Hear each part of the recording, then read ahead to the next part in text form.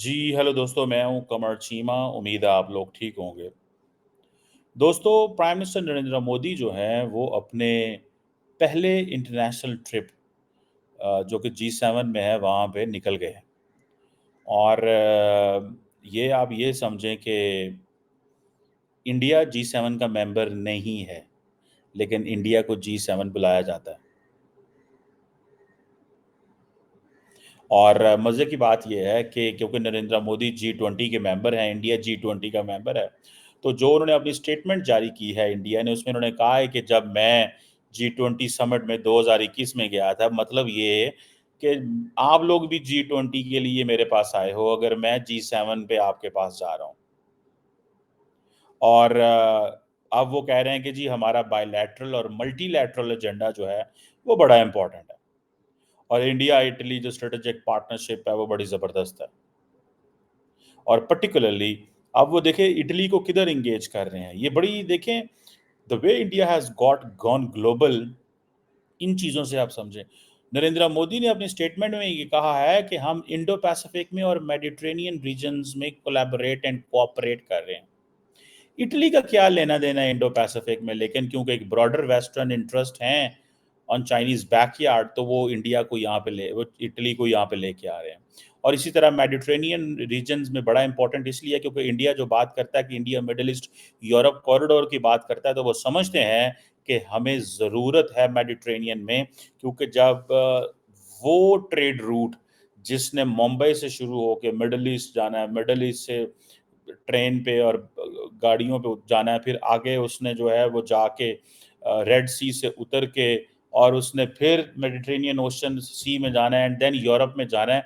तो उन्हें पता है कि यही ग्रीस और इटली ने हमारी मदद करनी है। आपको याद होगा थोड़ा अर्सा पहले ग्रीस के प्राइम मिनिस्टर आए हुए थे इंडिया में और बड़े लंबी चौड़ी बातें हुई और बड़ा कुछ हुआ। सो इन चीज़ों को थोड़ा समझें इस सेंस में, ये बड़ी इंपॉर्टेंट डेवलपमेंट्स हो रही हैं जिसका इंडिया हिस्सा है।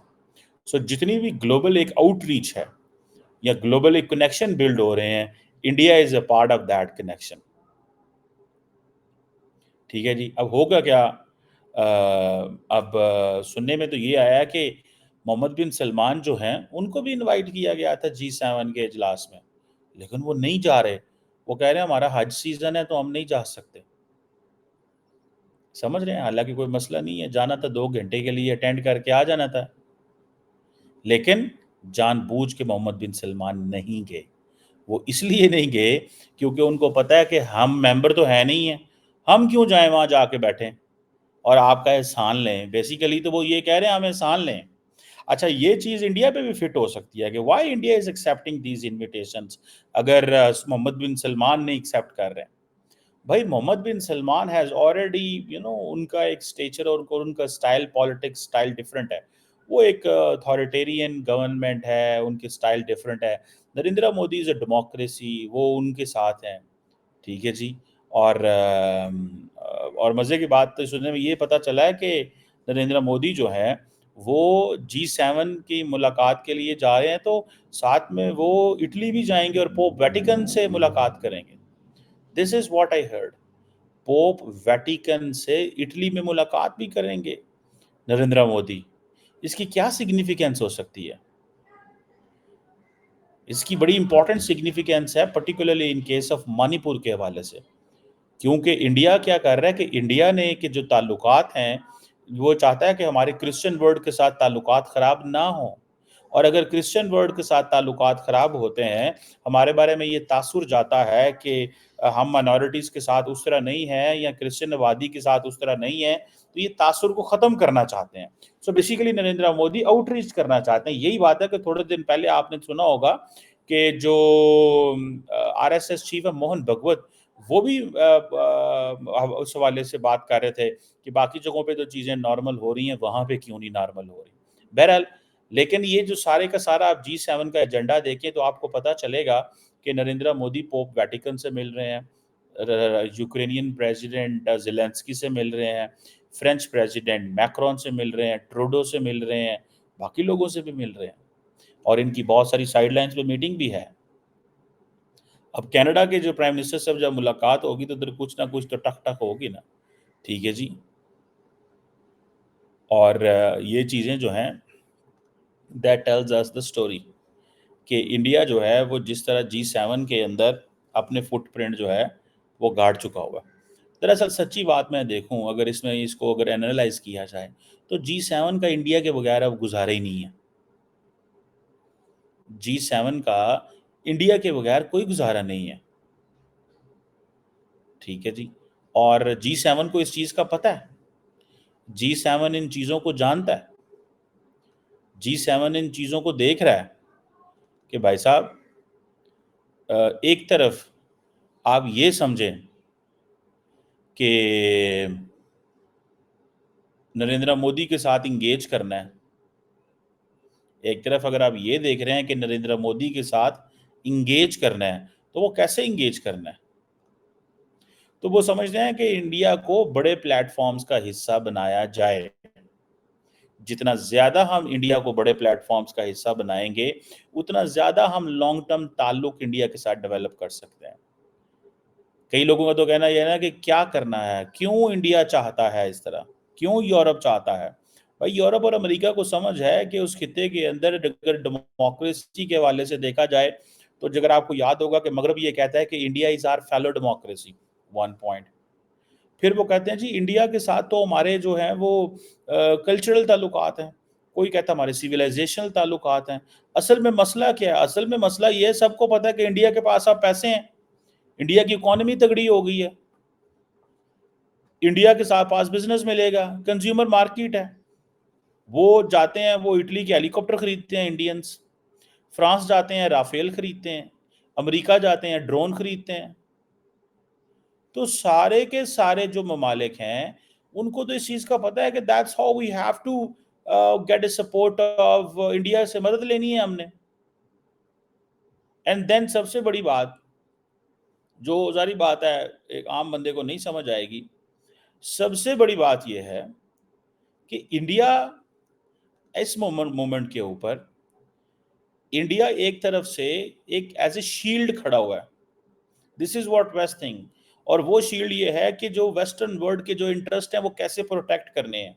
और इंडिया कहता है जी हम डेमोक्रेसी, हम अथॉरिटेरियनिज्म के खिलाफ हैं, हम चाहे रशिया, हम जो चाइना की बात है उसके, वो चाइना के खिलाफ हैं, सो हम तो वो अथॉरिटेरियनिज्म के साथ मिलकर सपोर्ट कर रहे हैं। This is what India says.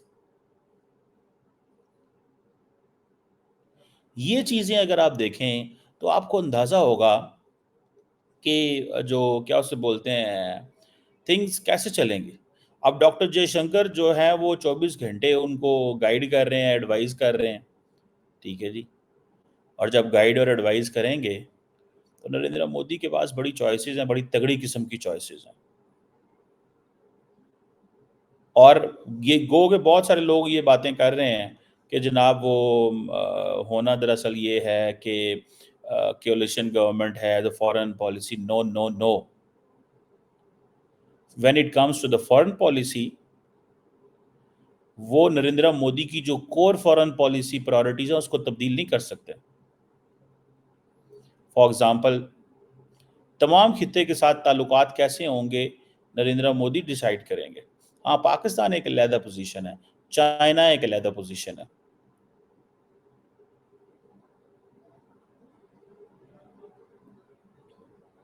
Modi साहब के जो कोलिशन पार्टनर्स हैं, वो उनके को फॉरेन पॉलिसी के ऊपर इतने लंबे चौड़े व्यूज भी नहीं है, क्योंकि वो सारी रीजनल पार्टीज हैं, उनका माइंडसेट स्टाइल और है। और दूसरी बात यह है कि मोदी साहब have to give them so many political and economic incentives, because वो रीजनल पार्टीज हैं, तो उनको उस तरह नहीं होगा। 28 सीटें हैं, देखें तेलुगु देशम पार्टी की और जनता दल की 28 सीटें हैं। तो वापस जो है, अगर वो 28 चली भी जाएं, तो पीछे 265 रह जाती हैं और एलाइज साथ मिल जाएंगे। सो नरेंद्र मोदी को हुकूमत बनाना कोई ज़्यादा मुश्किल काम नहीं है उनके। इसीलिए कोई लंबी चौड़ी सीटें भी नहीं दी गई। सो जो कोर मिनिस्ट्रीज उन्होंने अपने पास रख ली हैं, कोर मिनिस्ट्रीज जो हैं उन्होंने अपने पास रख ली हैं। This is what I see, this is what I believe. अब क्वेश्चन ये है कि इंडिया जो है वो ग्लोबली तो बहुत जा रहा है, वो यूरोप भी पहुंच गया, वो अमेरिका भी पहुंच गया, वो सब पहुंच गया। क्या इंडिया अपने खित्ते में तमाम ममालिक को इंगेज करेगा? ये एक सवाल है। जो इंडिया की लीडरशिप से बहुत सारे लोग पूछ रहे हैं, ठीक है जी, बहुत सारे लोग पूछ रहे हैं। जैसे for example India Papua New Guinea को तो एड भेजता है, लेकिन खित्ते में अगर कोई ऐसा मसला होता है, जैसे एडवर्सरी कंट्री हैं, तो उधर इंडिया की क्या पोज़ीशन है? सो इंडिया जो है उसको ये जो पर्टिकुलरली अगर आप देखें कि जी7 में बुलाया जाना, बेसिकली इंडिया को मेनस्ट्रीम किया जा रहा है। अगर वो यूएन सिक्योरिटी काउंसिल में परमानेंट नहीं डालते, फॉर एग्ज़ाम्पल मैं मिसाल देता हूँ, यूएन सिक्योरिटी काउंसिल में परमानेंट नहीं डालते, तो सो व्हाट, उनको कोई फ़र्क नहीं पड़ता, वो कहते हैं इनको इस इन प्लेटफ़ॉर्म पे ले आओ। अब सुनने में आया कि यहाँ पे एक प्रपोज़ल आ रहा है कि $50 बिलियन का लोन दिया जाए यूक्रेन को, ताकि वो जो फ्रोज़न रशियन एसेट्स हैं, ठीक है जी, उनको इस्तेमाल किया जा सके। अब देखिए ना, फ्रोज़न रशियन एसेट्स अगर यूक्रेन को दिए जाते हैं, ये प्रपोज़ल जी7 में आ रहा है, और ये सारी की सारी बातें जो हैं वो एक सदर्न इटली का टूरिस्ट रिज़ॉर्ट है, लग्ज़री रिज़ॉर्ट है, वहाँ पे हो रही हैं। और सुनने में आया कि जो इस वक़्त जो डायलॉग है, वो ग्लोबल साउथ और यूनिटी के ऊपर है। उसका मतलब ये है कि ग्लोबल साउथ को एंगेज किया जाए। तो इसका मतलब है इंडिया को मज़ीद एंगेज किया जाए। इंडिया को ज़्यादा एंगेज करेगा तो वो ग्लोबल साउथ को इंडिया लीड कर रहा है। इंडिया को आप आशीर्वाद दो, इंडिया को सपोर्ट दो, इंडिया को थपकी दो, इंडिया के ऊपर अपना हाथ रखो, ताकि वो सारा कुछ कर सकें। और एक यूनिटी भी, और विद इन द वेस्ट एक यूनिटी चाहिए, जो कि यूनिटी वो बड़ी देर से देख रहे हैं मिसिंग है। एक यूनिटी जो चाहिए। सो इंडिया, क्योंकि सारे की सारी जी7 का जो थीम है वो ग्लोबल साउथ है, कि डायलॉग कैसे करना है ग्लोबल साउथ के साथ और यूनिटी कैसे। सो इंडिया के बगैर who is doing global south? China तो नहीं कर रहा। यहाँ पे कैनेडियंस भी रेलिवेंट हो जाते हैं। सो जो कनाडा के इंडिया के साथ मसले हैं वो भी रेलिवेंट्स का शिकार हो जाते हैं, इसीलिए तो इंडिया असर्टिव है। ठीक है जी। अब सुनने में आया कि जो पोप हैं वो भी जी7 के अजलास से एड्रेस करेंगे। हालाँकि पोप से पू ज़ाहिर बात है, वो जी7 के वो जितने भी इन स्टेट्स हैं, क्या इनको कह सकते हैं कि भाई ये आप जो जो इज़राइल जो फ़लस्तीन में हो रहा है उसके ऊपर कुछ बोलें, जो यूक्रेन पे हो रहा है उसको कुछ करें। हज़ारों लाखों लोग जो हैं वो मारे जा रहे हैं पूरी दुनिया में कॉन्फ्लिक्ट्स में, उसके हवाले से इंस ह्यूमैनिटी क्या कर रही है? वो सारे एक-दूसरे को इल्ज़ाम देते हैं। अब सुनने में आया है कि वो जो पोप फ्रांसिस हैं वो जो रशिया की फुल स्केल इन्वेजन है यूक्रेन पे, उस पे भी बात करेंगे और इज़राइल हमास वॉर की भी बात करेंगे जो गज़ा के अंदर है। अब सुनने में आया है कि इस दफ़ा उन्होंने बहुत सारे जो अफ्रीकन लीडर्स हैं उनको भी बुलाया। अब सऊदी अरब को भी बुला रहे थे। सऊदी अरब इसीलिए तो नहीं आया, उसने कहा कि हमें अब अफ्रीका से मिला रहे हैं, हमें अब ग्लोबल साउथ से बुला रहे हैं, हमें अब you consider as part of Africa और you consider as part of a global south. Basically Mohammed bin Salman ने स्नब किया है ना इटली को, या पूरे जी7 को ही समझ लें कि सबसे उन्होंने कहा कि यार मेरे आपके साथ बायलैटरल ताल्लुकात बड़े अच्छे हैं, मुझे कोई फ़र्क नहीं पड़ता, जाओ पाँच जाओ। ये चीज़ मुझे समझ आ रही है।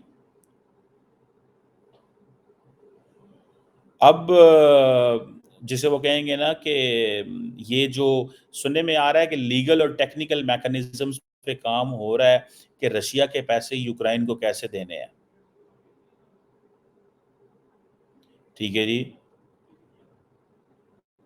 लेकिन क्वेश्चन ये है कि कल को अगर रशिया के जो एसेट्स हैं वो अनफ्रोज़न हो जाते हैं, तो फिर क्या होगा? कौन-सा मुल्क उधर पैसे देगा? कल को रशिया ये बैटल जीत जाता है, कहता है जी हमारे पैसे गलत फ्रीज़ किए गए, फिर उसे अनफ्रीज़ करें, आप वो पैसे रिलीज़ करें। वो कौन-सा मुल्क देगा वो पैसे? वो अमेरिकन्स देंगे, फ्रेंच देंगे, वो कौन-सा मुल्क देगा? ये है क्वेश्चन। सो इसीलिए बड़े आराम से वो जिसे कहते हैं ना लगे हुए हैं, कि क्या करें और क्या ना करें।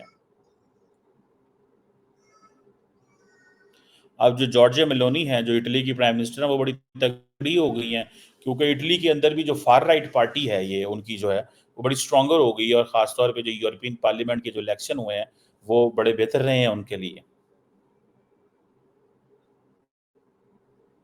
सो अब देखते हैं कि इस हवाले से इंडियंस जो हैं वो आपको पता है बच बचा के खेलते हैं, क्योंकि उनके रशिया से भी बड़े अच्छे ताल्लुकात हैं, उनसे रशिया के भी उनसे बड़े अच्छे ताल्लुकात हैं, और वो नहीं चाहते कि हम जो है ना किसी ऐसी मैकेनिज्म का हिस्सा बने जहाँ पे रशिया नाराज़ हो।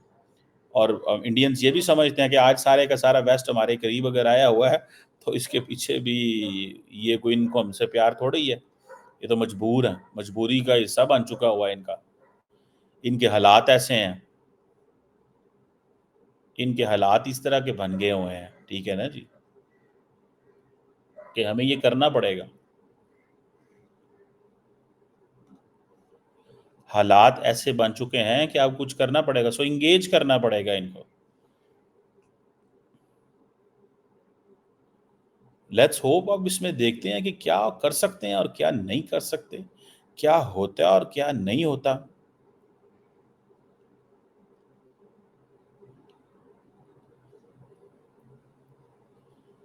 ये तो अब देखने से पता चलेगा कि क्या बनता है और क्या नहीं बनता।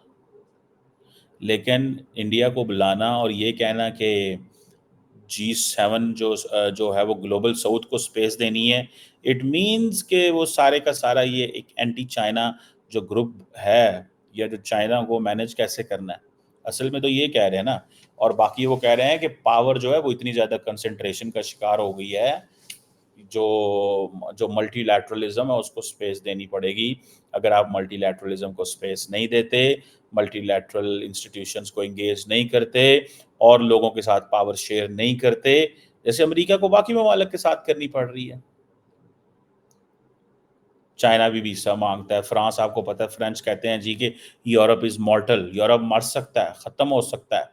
सो हमें ये अमेरिका के ऊपर अपनी डिपेंडेंस ख़त्म करके ये चाइना के साथ अपनी कोलैबोरेशन बढ़ानी चाहिए। दिस इज़ व्हाट दे से, वो ये कहते हैं। समझ लगी आपको? दिस इज़ व्हाट दे से, वो ये बात कर रहे हैं।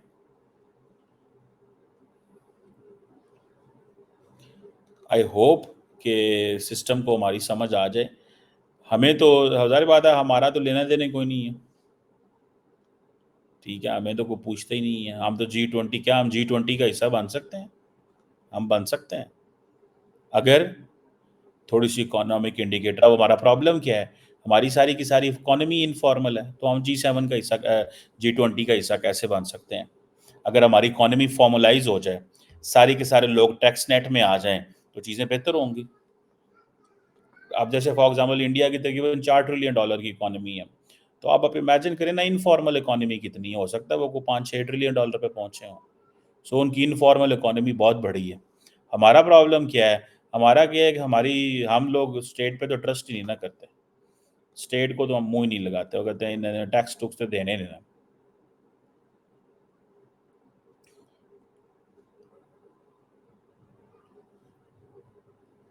ठीक है ना जी, ये होनी है सिचुएशन, और ये होना है सारा कुछ।